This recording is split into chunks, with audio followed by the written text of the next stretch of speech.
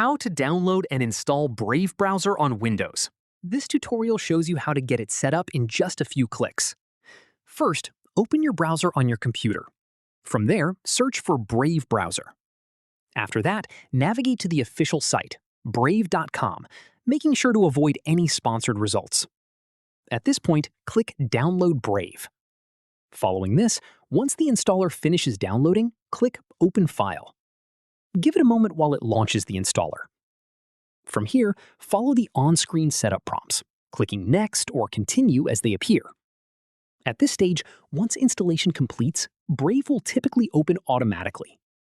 Following this, if it asks whether you want to import bookmarks or set it as your default browser, choose whichever fits what you want. That's how you download and install Brave browser on Windows. If this helped, drop a like, subscribe for more tutorials, and hit the bell so you don't miss the next one. Catch you then!